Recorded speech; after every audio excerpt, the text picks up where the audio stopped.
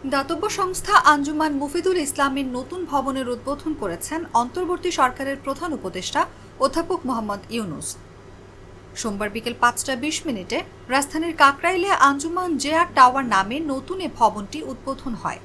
প্রধান উপদেষ্টা deputy press secretary Abul Kalam Azad Majumdar জানান, উদ্বোধনী অনুষ্ঠানে অর্থ উপদেষ্টা ডক্টর সালেউদ্দিন আহমেদ ও খাদ্য উপদেষ্টা আলী ইমাম মজুমদার উপস্থিত ছিলেন। নতুন ভবন উদ্বোধন শেষে এতিম শিশুদের সঙ্গে ইফতার করেন প্রধান উপদেষ্টা।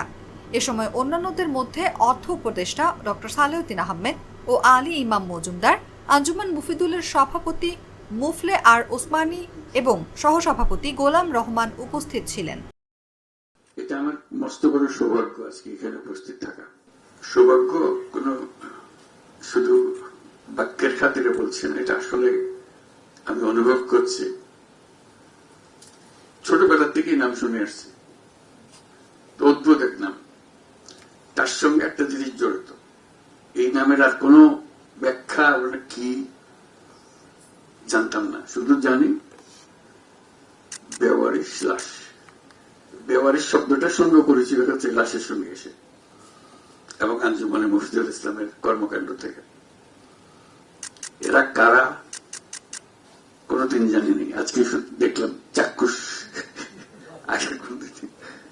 এরা এমন এক জগৎ থেকে ভেসে আসে, এটা লাশ পড়ে থাকলে উঠে নিয়ে থাকে। একটা স্বপ্নীল একটা জিনিস। যত দুর্গম হোক, যত কঠিন পরিস্থিতি হোক, ওই নামটা আসে। কি করেছে? আঞ্জুমানে মুফিদুল ইসলাম লাশ দখল করে দিয়েছে। এটা আমার কাছে খুব অবাক লাগতো।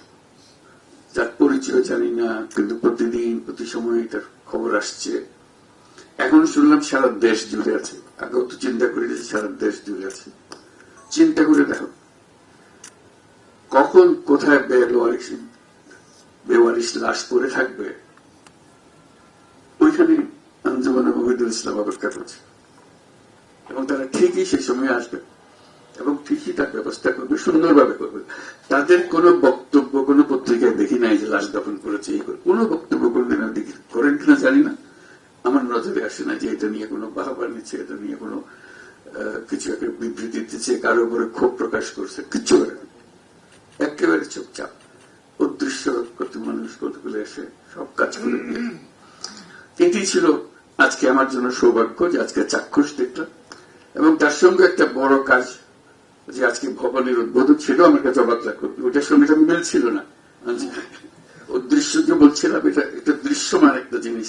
কাজে প্রথম মনে হলো যে না, এটা তো বড় প্রতিষ্ঠান, এটা ছোটখাটো বিষয় না।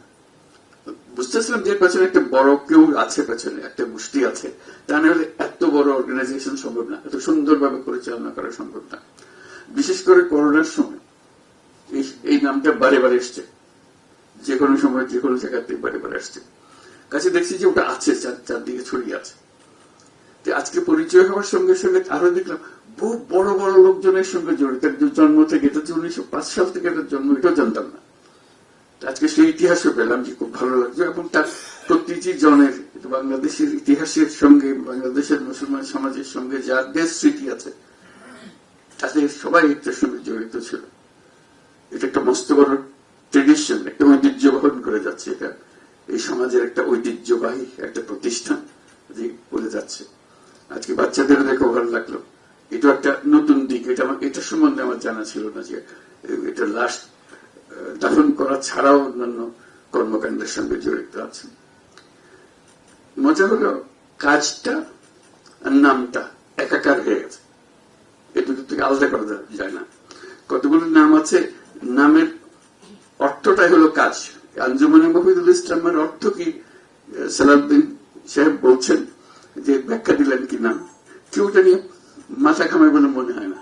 সঙ্গে সঙ্গে মনে করে যে কাজ, এই নামটা ওই কাজের অর্থবাহক। এই শব্দটাই এটা নতুন অর্থ ধারণ করেছে। এই নামটা একটা নতুন অর্থ ধারণ করেছে। এরকম একটা নাম পাওয়া মুশকিল। এটা বহু দিক থেকে এটা অনন্য একটা প্রতিষ্ঠান। এটাই আমার বলার উদ্দেশ্য, যে আজকে এখানে আসতে পেরে আপনাদের সবাইকে দেখে, সেই জন্যই আমার কাছে এত উৎসাহিত বোধ করছি যে এরকম একটা প্রতিষ্ঠানের সঙ্গে আজকে প্রথম সাক্ষাৎ হলো এতদিনের পরে। বাংলাদেশে বহু প্রতিষ্ঠান আছে, স্বাভাবিক যে কোনো দেশে থাকে, বাংলাদেশেও আছে, বহু চেষ্টা হয়, কেউ বছর থেকে, কেউ 6 মাস থেকে, কেউ 10 বছর থেকে, নানা থেকে। এত দীর্ঘমেয়াদী একটা প্রতিষ্ঠান টিকে আছে শুধু নয়, এটা মজবুত আছে এবং বড় রকম ভাবে শক্তভাবে কার্যক্রম পরিচালনা করছে, নানা দিকে ছড়িয়ে যাচ্ছে। লাশ দফন করার সঙ্গে সঙ্গে অন্যান্য কাজগুলো, যাদের এতিমদের দিকে নজর দিচ্ছে। এটা অবাক কেন? এরকম আরো প্রতিষ্ঠান খুঁজে পাওয়া যায় কিনা, পুরা উপমহাদেশে এরকম দৃষ্টান্ত আছে কিনা আমার জানা নেই।